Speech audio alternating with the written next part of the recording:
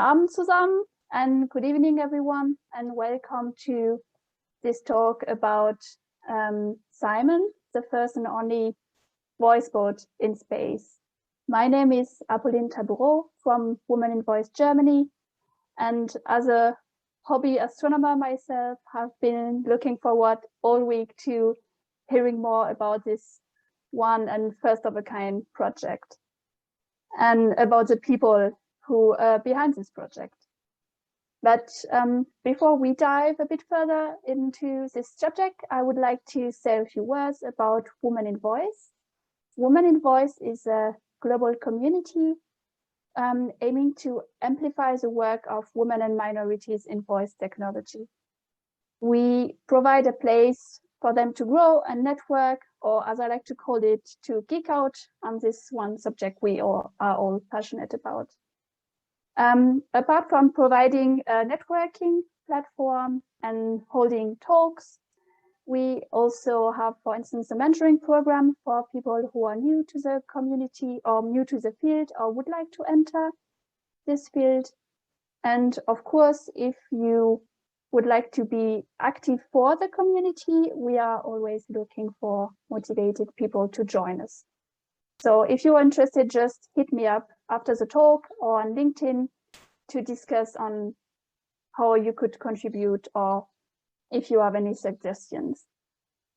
But now let's hear directly, without further ado, a bit more about our speakers tonight and about their project and why they believe it would be a good idea to make what many science fiction films warned us about a reality. All right. And I'm going to start the screen sharing. Can you all see? Yes, we can. Perfect. So I would also say, without further ado, thank you very much for inviting us. And these are your mission commanders for today. I might just start off with introducing myself, and then Matthias and Nina, I will hand over to you as well. My name is Sophie. I am an AI consultant in IBM. Joined IBM in 2013 as a student and grew into the role of a consultant where I could, where I have the chance to work on very cool projects like the one that we're going to talk about today. And also work together with awesome and very talented colleagues like Nina and Matthias. Should I go on? So my name is Nina Fischer. I also work as an AI application consultant at IBM Expert Labs. And I think I joined IBM in 2017. And the CIMON project was actually the first project I worked on for IBM. So quite nice. And usually I focus on also chatbots and voice bots in the main field that I work in. Cool. Thank you, Nina. My name is Matthias Biniok. I'm leading a team of technical people within IBM called the Client Engineering Team for the public sector. And in the CIMON project, I was the project lead and worked together with Sophie and Nina to build this really, really cool robot that we are going to talk about today. So I would say, let's dive right into it.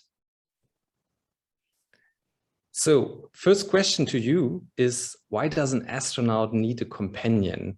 And I think it's a valid question. And you might have heard about a couple of astronaut companions already in science fiction. But let me give you a bit background why we started this project. This is our German astronaut, Alexander Gerst. Alexander Gerst was on the International Space Station twice, and last time in 2018.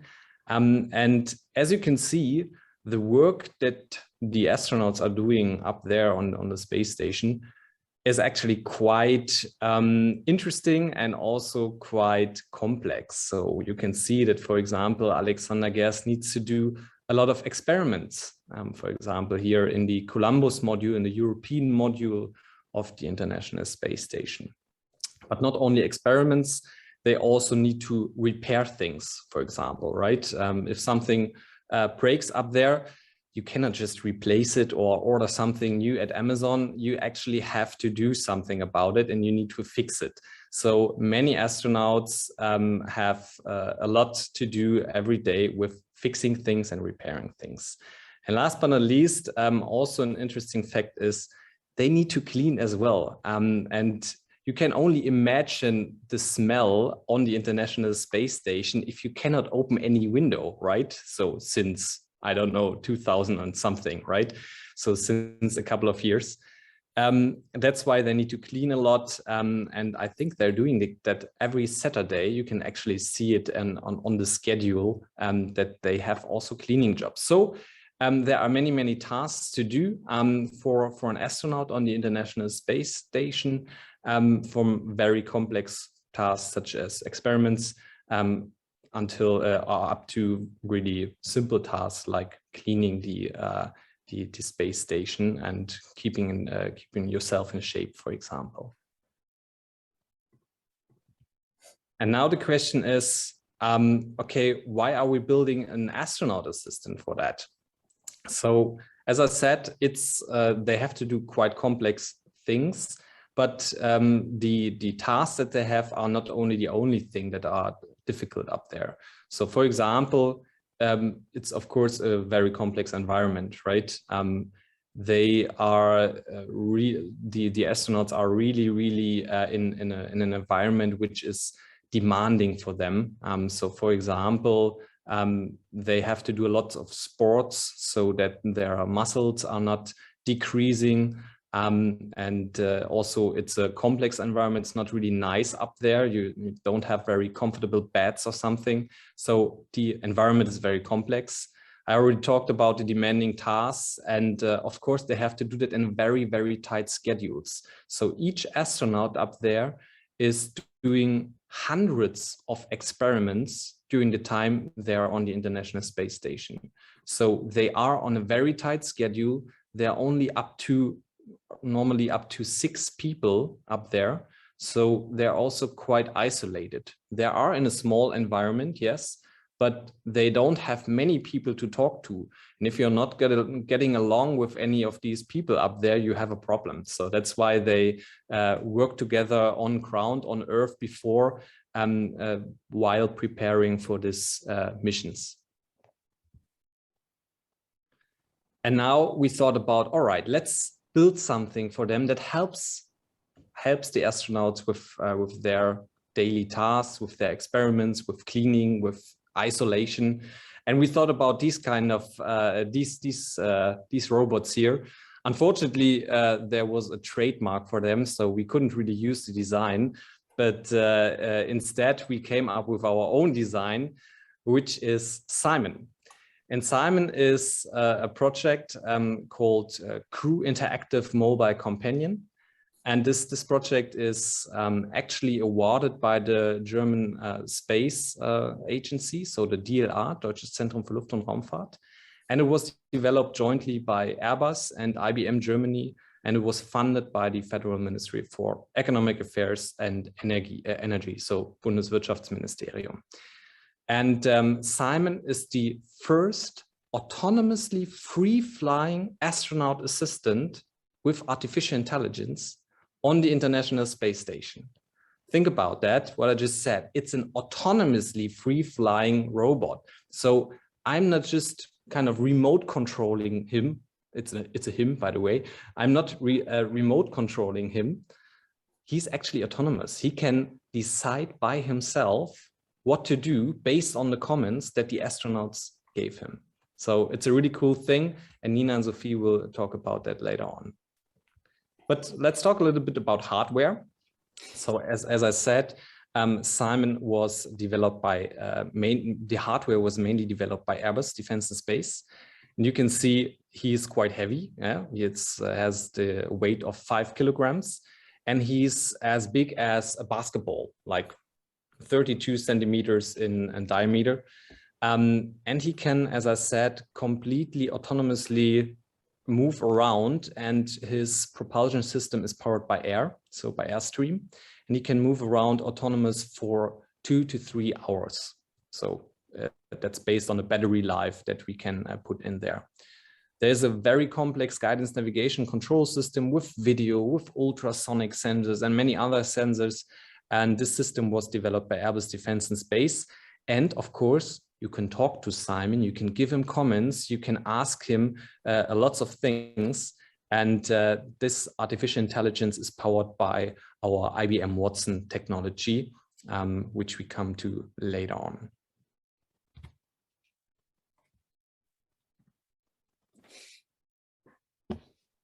So let's dive a bit deeper and take a look behind the scenes of CIMON's artificial intelligence, so CIMON's AI.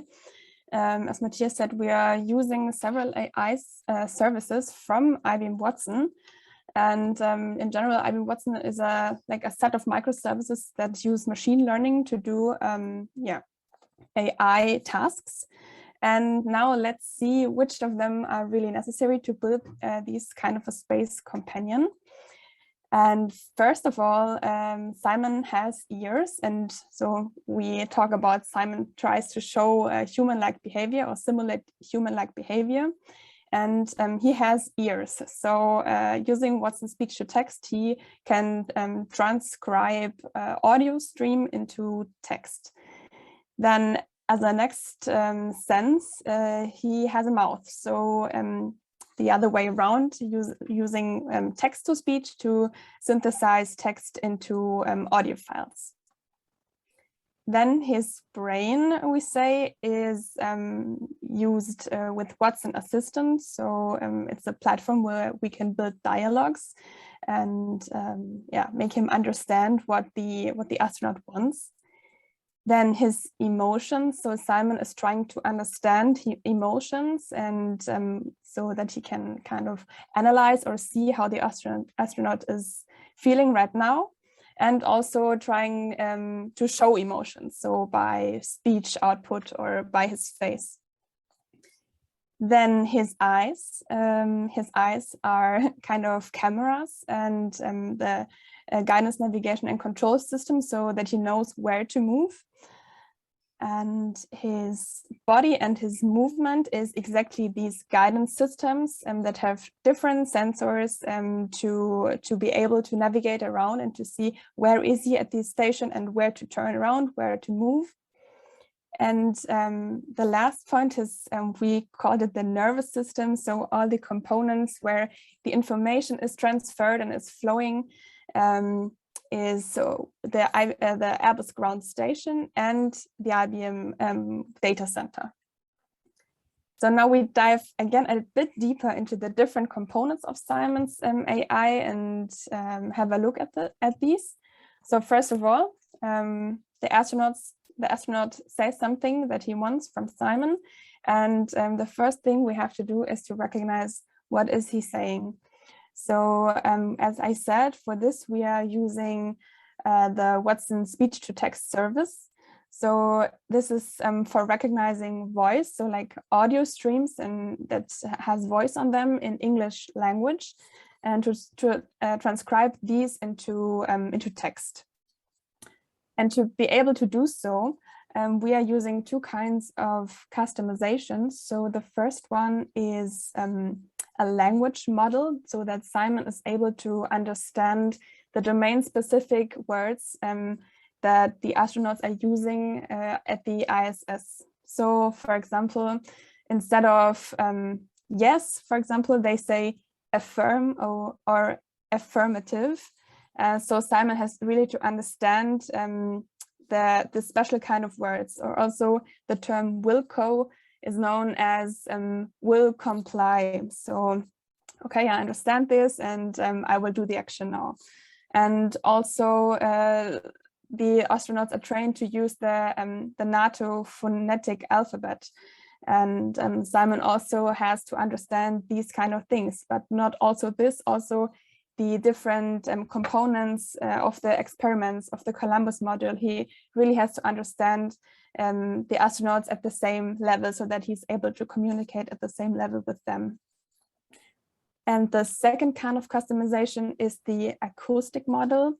So you can imagine that up at the ISS in the Columbus module, there are many experiment boxes running, and they make a noise or a background noise that has to be filtered out. So this is a way to customize the speech-to-text service to really distinguish between what is important to transcribe and what is background noise. So this is the acoustic model that we trained to really have a good transcription of the audio stream. And if I can add to that, sure. The space agency always told us it's as loud as if you would have like a hairdryer next to your head. That's the noise environment that the astronauts are dealing with every day. So the moment they come down back to Earth after their 6 months mission, they recognize how calm and how quiet it is on Earth. So nice. That's maybe quite interesting. Yeah. Cool. Yeah. Okay, so now the next stage is, so now we know what the astronauts said in kind of the text, but CIMON has to understand the meaning of it. So what does the astronaut want from me? For this, we are using the IBM Watson Assistant service. As I said, it's I would say the dialogue platform that we are using to build the conversations between the astronaut and CIMON. And the service is using NLP machine learning algorithms to really understand the context in the sentence and the intention that the astronaut or the user is saying. And that's why we call it CIMON's brain, kind of. So really to understand what is he saying, what are the intents, so the intentions or the goals that the astronaut is saying, the entity. So maybe if he says, I want to open a special procedure or a special experiment, so which kind of experiment, which entity is he really, does he want to open, and also the context. So if he said something before, we want to remind this, and that CIMON is able to really have a natural and human-like conversation. We are using these dialogue flows and also dynamic answers, so that not for every question CIMON says the same answer, but that is really dynamic and feels really natural. And also this, the whole conversation has a deep integration with the ground station, so with the orchestration layer. In this case, for example, this is where the database is lying for the experiments, for example. So that CIMON really knows when which experiment step has to be loaded, and that he shows exactly the right steps at the right time to the astronaut. Then so now we know what CIMON wants to answer from the brain, from Watson Assistant, and he has to tell it to the astronaut now. So now it's the way back, kind of. We have the text answer, for example, and want to synthesize this into speech, so into audio now. And we are using kind of pronunciation and phonetic translation to make it really sound natural and human-like, and to give CIMON kind of a really own kind of speech. And also for this, there are many difficult words to pronounce for a machine. So for a text-to-speech service, and these are also able to be customized with a specific dictionary, so that CIMON really pronounces the words correctly.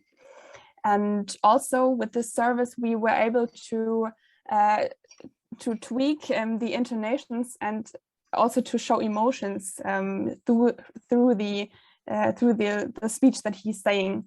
So if he says something a bit sad, or if the astronaut says, "Oh, I'm kind of sad at the moment," then CIMON will lower his voice a bit. But at the other way, so if he says something really happy, or he is motivated to do a new experiment, he will turn the pitch up and he will talk a bit more enthusiastic. And we are using the SSML, so the speech synthesis markup language, to define these kind of emotions and how he should pronounce several things. Then as the next sense, we say Simon has eyes, and I think you can go to the next one. Let us just check whether we have the tonations examples in there as well. Yeah, let's check that. No, we don't. Okay. Okay. No problem. So as a next sense, we can, I said, so Simon can see, and he has really many different sensors, like the ultrasonic sense, the infrared cameras or 3D cameras that, so he's able to understand the environment and to know where he is in the room and where he should navigate. And there are many custom classifiers trained to really understand what is, for example, the orientation of the astronaut right now. So there is no up and bottom or right or left at the space station, so the astronauts can float as they want. But Simon wants to orient the same way. So there is a deep learning algorithm trained to really understand what is the orientation, for example, for the astronaut, that he can orient in the same way. And this computer vision is mainly used for navigation and orientation in the room. But of course, there are many other use cases also possible. I don't know, maybe to really recognize which astronaut is talking at the moment and to then talk to him really personalized, for example. Then we have, the last, I would say, the last sense. It's that Simon can detect emotions. So for this, we were using the Watson Tone Analyzer. This is a service which uses, which analyzes text. So the linguistics of text to detect emotions and language tones. So Simon is able to analyze these emotions and also to adapt the behavior accordingly. So if he sees the astronaut is using sentences that sound a bit sad, he can try to cheer him up.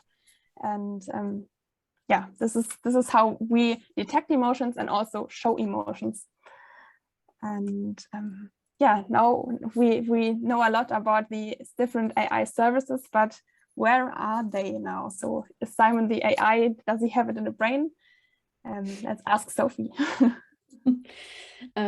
Good question, because I think the very interesting thing here about this project is that we have a kind of live connection down to earth.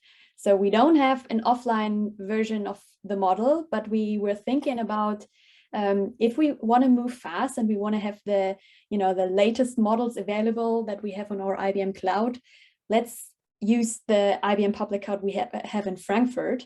And that is why our the components are all running in Frankfurt. And whenever the astronaut is posing a question to the robot, this is being audio streamed down to the ground station, from the ground station then to the cloud data center and back.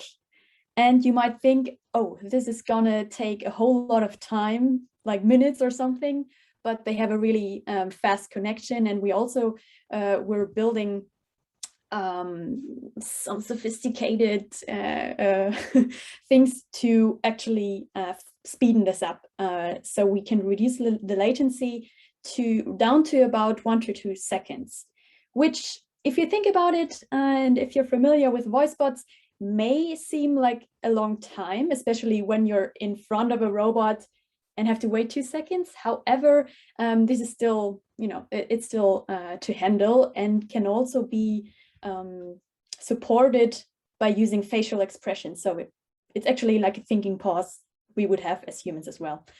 And data privacy was a really important issue for both the space agencies and Airbus when we were talking about the technical solution of the project.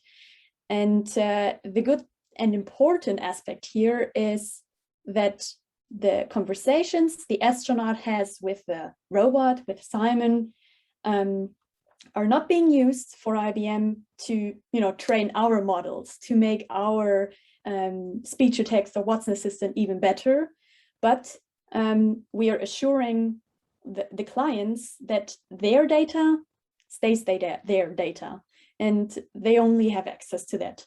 And I think if you think about different providers, how they provide their services, there might be a difference there. And we're really proud that we can guarantee this data privacy here, even though it's a public cloud. And one thing I wanted to stress as well is CIMON's personality, because that's what I'm passionate about. I think I didn't tell you in the beginning, but I have a background in business psychology and also focused on human-machine interactions during my studies. And so this was like the perfect project to try things out. And, when I joined the project, there were already some, prototypings going around. Matthias was writing the first dialogues, and I was asking CIMON to tell me a joke. And he was like, "You don't like my jokes anyway." And I thought, oh, that sounds like Matthias. That could have been him saying that to me. Thank you, Sophie. Thank you. You have a great sense of humor. And so what I was thinking in the beginning was somehow we have to make sure that we achieve consistency of the personality of that robot, especially if it's, personified in that hardware and has facial expressions that makes it very much human-like. And I think, there's a kind of continuum of from a chatbot that you're getting facts from, a voice bot, and then a personified voice bot that actually has a face and looks at you and reacts to the things you do. And that is why I made it my task to write a guideline and to also review the conversational answers we had in the Watson Assistant, so that the language style, the linguistics are very much consistent. And also, if you think about different answers that you can put behind one questions, for me, it was very important that if you ask a question twice, the robot shouldn't not just randomly select one of the two if they are very much different, right? So if you're asking how are you doing, and the CIMON asks, or says I'm totally fine, and you're asking again, and CIMON says, you know what, I'm feeling depressed today. So that's it feels unnatural and makes the human kind of step away from that interaction, because it's it's irritating. And that's what we also call the context or situational awareness, because the robot should stay in one state unless the astronaut may change the emotional situation by himself. Like the astronauts are usually very focused on their tasks. They're very rational. They do it step by step. They say, okay, CIMON, what's the next task? Can you show the description on the screen? Can you show how I should do it? And they might get into a more humorous mood or relaxed mood if they are doing their break. In the evening times, for instance, they come together with the other astronauts and they're having a good time. It's more socialized. And we were also thinking about, how could we detect kind of those situations and adapt the behavior and accordingly, by at the same time maintaining the what I would say the core character features of CIMON, which should be according to his main tasks. Like, he should be a reliable partner in everything the astronaut does. If you're asking CIMON, hey, can you help me with this experiment? And he said, you know what, not today. Then you would be irritated as well. So, because that's his main task. He should be there and he should be willing to learn, even if he does failures, because that's, you know, as we're all working in this field of AI, we want to achieve learning systems that get better over time with more iterations, with more interactions. They become better. Then I think CIMON should express that as well. He should be there saying, oh, I did this wrong. I'm sorry about that. What shall I do next time? Or how can I improve next time? Of course, I have to add this here. We're not talking about an unsupervised system. This whole technical solution was designed to keep it supervised. So humans would look on the actual interactions and adapt the or improve the interactions then based on the actual input there. And last but not least, as I'm reading facial expressions here, what I was saying about consistency of language and the character should also apply to the whole appearance of CIMON. So if I'm talking to CIMON and he says something like, no, you don't like my jokes anyway, then he should do that with a wink, right? Or have like a sarcastic intonation of the voice, then you would know how to interpret it. And if he's feeling sad, you know, if the astronaut tells you, you did a bad job, this was totally not helpful at all, then CIMON should have a sad face, sad voice. So yeah, we could also play around with these. And actually, regarding movement, CIMON has a mode where his fans, that you can see there, I think we haven't touched that yet, that these fans actually help him move around 360 degrees. Yeah, that he could lower his head or even shake or nod his head, which kind of feels like a head, right?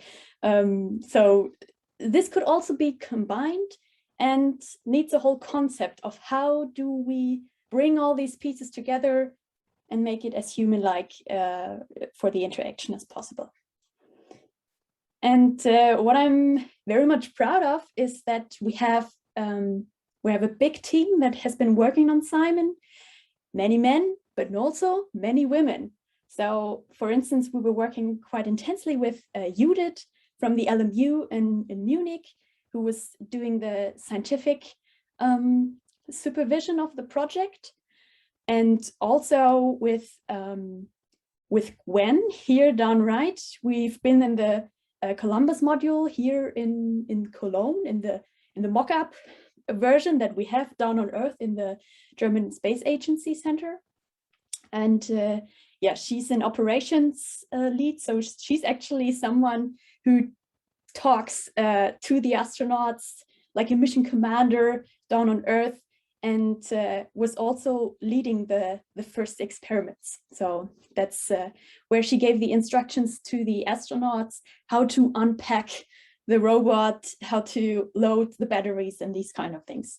So that's actually pretty cool how many women we have here. And you might wonder, what now? So apparently CIMON's up in space, but what happens next? We have a nice timeline here of what happened throughout the project since the first launch of the hardware that has been sent up to space. Even, I would say the timeline starts even earlier, like 2 years before when the project has been awarded.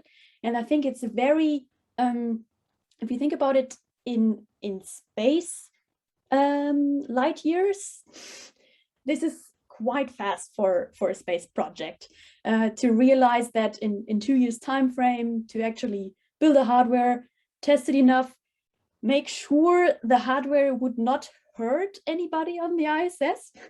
No joke, this was actually a topic. We had to make sure that no sharp edges of the robot would be a threat when flying around, because yeah, the site is kind of distracted if you're in zero gravity and there's no up and down, and so these kind of things.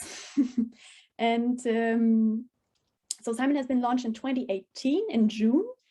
We had some final testings and commissions down on Earth where we, tested the connections, and CIMON has been taken out of the box, these kind of things. And then on November 18, in 2018, Alexander Gerst, who was at that time the mission commander of Mission Horizon on the ISS, did his first interactions. And that was like a moment of time in space history that the first AI in space ever talked to a human being. So that was very cool. And that first version, as I was saying, it's space history, returned to Earth to be displayed in a museum. But no worries, a second version, even improved hardware with better fans, better microphones as well, because we're talking about voice. Microphones make a difference. You heard about the acoustics up there, the noisy environment. The second version had much better microphones. So that one has been launched to the ISS as well.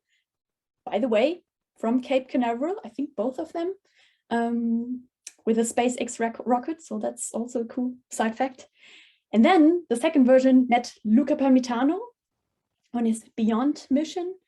And again, had some interactions, did some experiments together. This thing has been documented, and again, some room for improvement has been defined. And that version is still up there on the ISS and waiting for the next astronaut of the European Space Agency to meet and to continue the experiments. Because the long-term version, of course, for this project is to develop an assistant that is, even broader, that can actually assist on long-term missions, not only in rational experiment execution, but also to become a companion that also helps with the isolation and also helps with long-term isolation from Earth out of sight effects and these kind of things. So that's what we're all looking forward. CIMON going to Mars or Moon, first Moon, then Mars, and to keep the conversation going there. And now we've been talking a lot, and it's time for your questions. Thank you very much for your attention, first of all, and we're happy to jump into the discussion right now.